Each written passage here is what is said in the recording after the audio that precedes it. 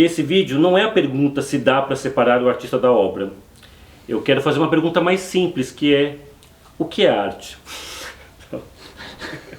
Quero não. Falando sério, esse vídeo não vai trazer respostas sobre a questão se dá para separar um artista da sua obra, mas sim pensar reflexões, pensamentos a partir disso. Nas últimas décadas tiveram diversos casos de artistas reconhecidos pelo seu público, aclamados pela imprensa, pelo meio artístico. Começaram a vir à tona a atitude desses artistas bem questionáveis, algumas até consideradas crimes. Muitas dessas atitudes eram até conhecidas por uma parcela desse público, mas elas eram meio deixadas de lado, jogadas para debaixo do tapete. Afinal, ele é um grande artista, fazemos tudo em nome da arte, ele fez tanta coisa boa pra gente, a gente é capaz de relevar uma coisinha ou outra. Mas, como eu disse, nesses últimos 20 anos, acho que principalmente com o avanço cada vez maior dos movimentos sociais, uma maior informação sobre esses inúmeros casos, a gente começou a ficar com uma questão que é: tudo bem eu consumir uma obra de arte de uma pessoa totalmente deplorável? Que arte é essa que a gente vangloria, feita por um assediador, por um racista, por um transfóbico? E vocês sabem de quem eu estou falando. Tem uma frase maravilhosa sobre arte que é a seguinte: a arte é que nem salsicha, é uma delícia até você saber do que ela é feita. Então, nesse vídeo a gente vai partir da pergunta: dá para separar um artista da sua obra? Para se questionar, afinal, uma obra de arte tem um dono? De quem é uma obra de arte? Aproveitar e dizer que esse vídeo foi muito influenciado por reflexões e pensamentos da Mariana Fernandes. A Mari é artista, pesquisadora e crítica de arte, autora de uma conta do Instagram chamada Historietas da Arte. Lá o questionamento sobre o que é arte é sempre feito por posts muito interessantes. Segue lá que vale a pena. Vamos pensar um pouco de onde veio essa ideia de que a arte tem um dono, tem um pai. A ideia de autoria de uma obra de arte, ela começou a surgir um pouco na Renascença, lá no século XVI na Europa. Aquele período quando a Igreja Católica começa a perder um pouco seu poder e uma valorização do ser humano e de suas ações começa a ganhar força. Uma dessas ações que começaram a ganhar força era justamente a criação de obras de arte. E seus artistas, as pessoas que criavam essas obras, começavam a ganhar reconhecimento. Aí tem o início da relação do artista com uma ideia de genialidade. Mais ou menos como: nossa, você fez tudo isso sozinho, essa ideia é sua, que genial que você é. Podemos até dizer que esse culto aos artistas na Renascença, até o que você acha, hein, Branca? Eu também acho. Podemos até dizer que esse culto aos artistas na Renascença foi o que deu origem aos dias de hoje ao próprio culto às celebridades. Mas uma obra de arte, como qualquer trabalho feito por um ser humano, ela não é feita sozinha, mas em coletivo. Os próprios artistas do Renascimento, Da Vinci, Michelangelo, eles tinham vários assistentes que ajudavam eles a criarem as suas obras. Ou você acha que a Capela Sistina foi feita por um único homem? Vamos pegar uma outra linguagem artística, o cinema, por exemplo. O Walter Benjamin, que é um filósofo alemão, ele diz que o que define o cinema é o seu caráter coletivo. O cinema ele é feito por várias pessoas, para várias pessoas. Fazer um filme, por menor que seja, é você contar com várias pessoas trabalhando para que ele aconteça. O maquinista, o diretor de fotografia, o maquiador, o diretor, o roteirista, os atores, o compositor da trilha sonora. Ou seja, um filme não é só de um fulano, por mais que no início do filme apareça a filme by blá blá blá alguém. Essa ideia de autoria no cinema foi um conceito que surgiu lá na França na década de 50 do século XX, só para deixar o cinema com uma cara de arte. Uma revista sobre cinema chamada Carrier du Cinéma trouxe essa ideia da política dos autores, que teve como princípio entender dos diretores de cinema quem era mais autor do que outro. Detalhe que esses autores que eles escolheram era tudo homem, branco, velho, enfim. O que eu quero trazer aqui é a gente pensar que quando a gente se envolve, se emociona com uma cena de um filme, de uma série, a gente na verdade está se emocionando com um trabalho que foi feito no coletivo. A gente se emocionou com o roteirista, com o diretor, com os atores, com o figurinista, com várias pessoas. A proposta é questionar o papel da autoria.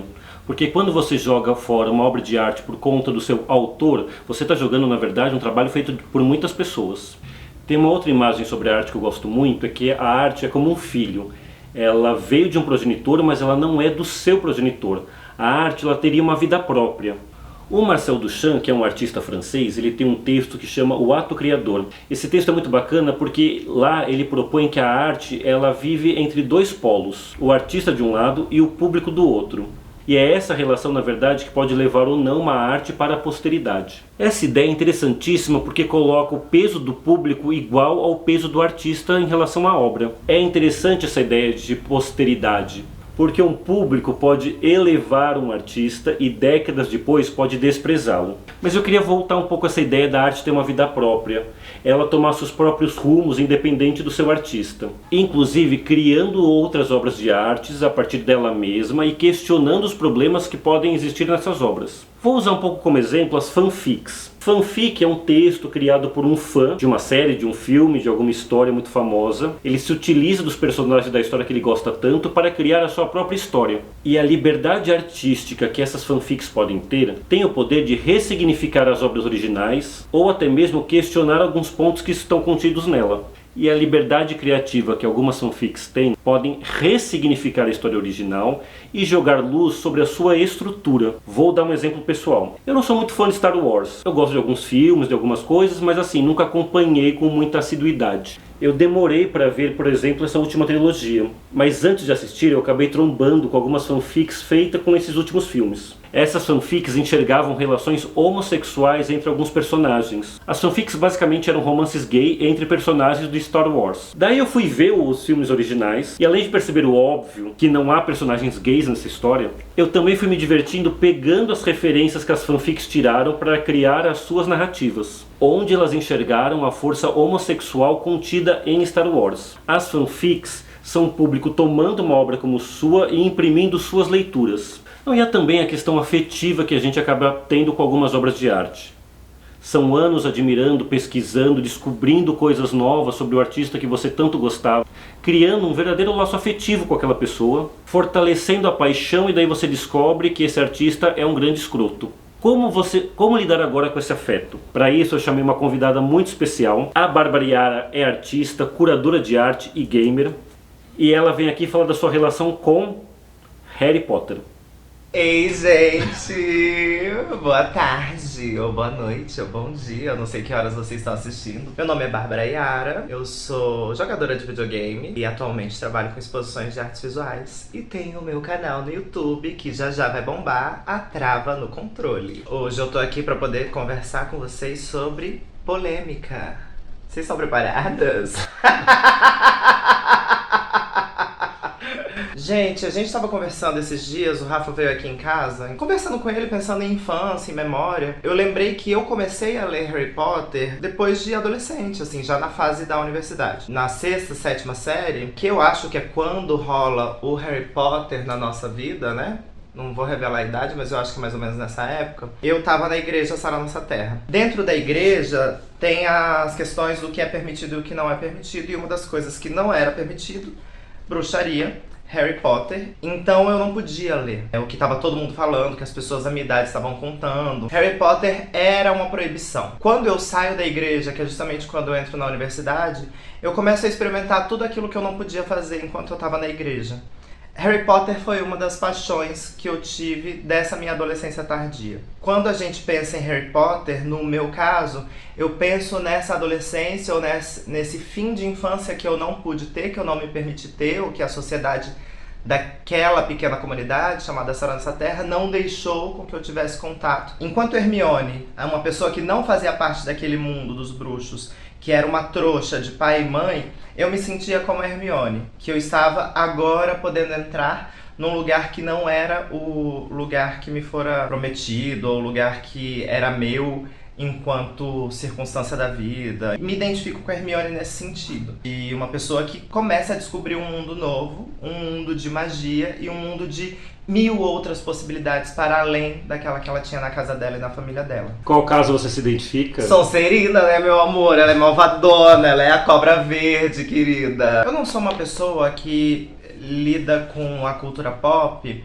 enquanto uma fã que acompanha a vida de todas as pessoas. Eu não tenho a menor ideia de quem é a Emma Watson. O menino que faz o Harry Potter também, nem consigo lembrar o nome dele agora. E a própria autora, a transfóbica, eu também não tinha a menor ideia de quem ela era. Quando eu fui saber que ela era transfóbica, ou quando ela se revelou uma pessoa transfóbica, eu já tinha passado pela transição. Então pra mim isso já estava resolvido em mim. E ela já não fazia mais o menor buraco na minha vida. No sentido de Harry Potter teve uma passagem em mim muito importante na construção, inclusive, da minha personalidade e na construção de talvez de caráter. E o caráter da autora, que foi revelado depois da minha transição, não influenciou em nada a minha vida. Tem algo aí que não pertence a J.K. transfóbica, que eu acho que pertence a mim. E pertence a nós todas enquanto imaginário coletivo. Porque não foi ela que inventou esse mundo de magia. Isso já existe no nosso imaginário. E existe no nosso imaginário enquanto cultura ocidental, enquanto pessoas que nascem, crescem e passam uma infância inteira pensando em e se eu pudesse voar? E se aquela vassoura ali fosse uma vassoura mágica? Talvez por ter sido uma criança sozinha, com 1000 questões sobre mim mesma, fez com que eu me aproximasse do universo desses 7 livros. Essa série é nossa, no sentido de que ela fez parte da minha construção, é muito mais a série do que a figura da transfóbica escrota e enfim. Obrigado, quer mandar um beijo para as pessoas? Nossa, mas já eu ia falar de Wagner, a louca! Um beijo, gente. Meu nome é Bárbara Yara e eu sou a trava no controle. Últimas questões sobre o assunto. Algumas pessoas costumam falar, mas se você vai no cinema ver a obra desse artista, você está dando dinheiro para ele, você está capitalizando essa obra. Olha, eu ouvi dizer que há uns meios alternativos de você assistir um filme sem que você dê dinheiro para o artista. A minha responsabilidade jurídica me impede de falar qualquer coisa sobre. Aproveitar também que muito desses artistas cancelados é tudo homem, branco, hétero, e começar a dar espaço para outros artistas. Tem tantas escritoras negras de livros infantis muito bacanas, como Neuza Batista Pinto, Carmen Lúcia Campos, Madu Costa. Por que a gente ainda fala do velho bigodudo racista lá do sítio, gente? É isso, agradecer a Bárbara Yara pela sua participação, sigam ela nas redes sociais. Sigam a Mari Fernandes também. Eu não tenho mais vergonha de falar. Se você curtiu o vídeo, curte, comente, compartilhe e até a próxima. Deu, né? E esse barulho da palma? Foi, né? Tá ótimo.